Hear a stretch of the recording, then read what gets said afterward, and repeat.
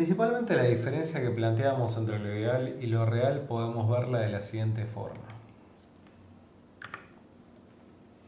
Hablamos de caso positivo a un caso de colisión. Es decir, nosotros esperábamos que tener colisión justamente cuando teníamos objetos que eran similares. Esta puede ser esperada o no esperada, ¿sí? Y en este contexto, algo que va a preocuparnos son los falsos positivos, los cuales se dan cuando tenemos una colisión entre objetos que no son similares. Vamos a estar hablando también de casos negativos a un caso de no colisión, también sea esperado o no, y en este contexto lo que nos va a preocupar son los falsos negativos. Estos se dan cuando no hubo colisión entre objetos que son similares. Y bueno, y estos en el contexto del LSH, por cómo está construido y cómo se procesa, digamos, en el LSH, son un caso bastante importante y particular, ¿sí? Bien, algo que podemos hacer entonces, partiendo un poco de la función de Minhash que habíamos planteado, es poder analizar esto con un ejemplo un poco más gráficamente, ¿sí?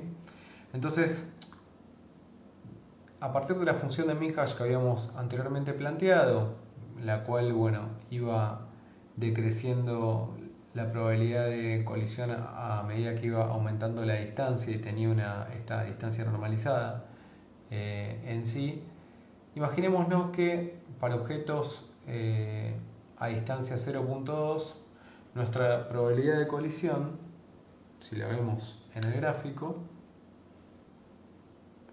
va a estar por aquí, ¿no? En 0.8. ¿Qué significa esto, no? Si nosotros quisiéramos hashear una potencial consulta, vamos a poder recuperar un 80% de los objetos que están a distancia 0.2 o menos, ¿sí? Imaginemos que estén a menos de esa distancia o esa distancia indica que estos objetos son similares entre sí. El 20% restante de los objetos que son cercanos no los vamos a poder recuperar, ¿sí? Esto lo podemos ver acá, ¿no? En el gráfico. Y en ese sentido, algo que nos va a suceder con esto es que estos son nuestros falsos negativos. Es decir, no hubo colisión entre objetos que son similares entre sí.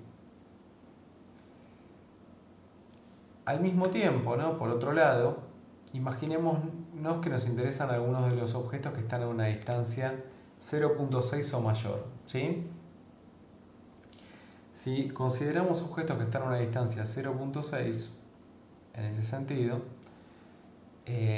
podemos ver que van a tener los vamos a estar recuperando con una probabilidad de 0.4. Y en este sentido vamos a estar recuperando un 40% de ellos al acceder a nuestra tabla de hashing, ¿sí?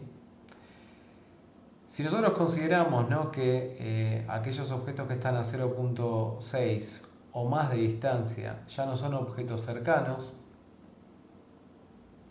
en sí vamos a ver que igualmente van a estar colisionando y van a ser aquellos que vamos a llamar como falsos positivos, es decir, hubo una colisión entre objetos que no son similares, ¿no?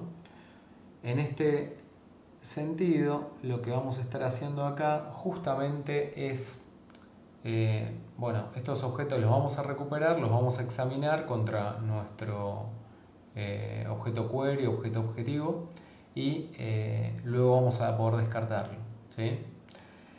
Pero bueno, va a ser información que recuperemos y al fin y al cabo van a hacer que el procesamiento posterior que tengamos que hacer sea más tedioso, tipo, o tenga un costo mayor, ¿sí?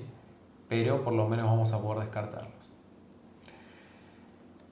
Algo que se puede ver un poco más claramente, ahora superponiendo el escenario ideal con el escenario real que tenemos, es cómo se calculan estas probabilidades específicas de falso negativo y falso positivo, ¿sí? En el caso de falso negativo decimos, bueno, estamos perdiendo algunos de aquellos que deberían haber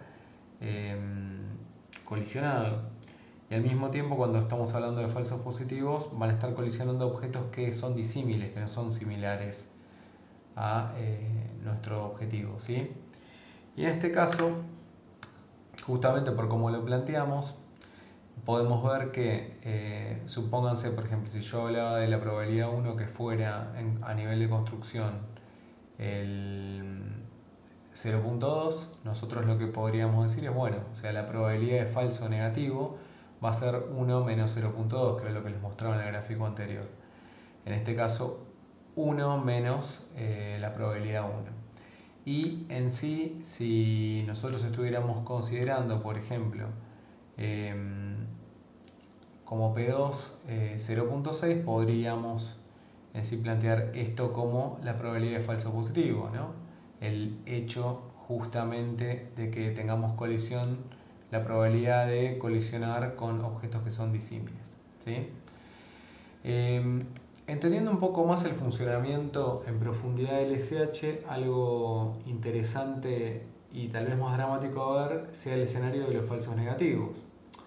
Dado que lo que nosotros tenemos que tener en cuenta a nivel de construcción es que estos, justamente al no colisionar, a partir de utilizar el SH, nosotros nunca vamos a poder saber que esos elementos de esos elementos que eran similares, o sea, porque nunca los vamos a poder recuperar. Y va a ser distinto el caso de los falsos positivos, ya que los vamos a recuperar y cuando vayamos analizando, digamos, estos elementos, vamos a ver que no son similares y vamos a descartarlos.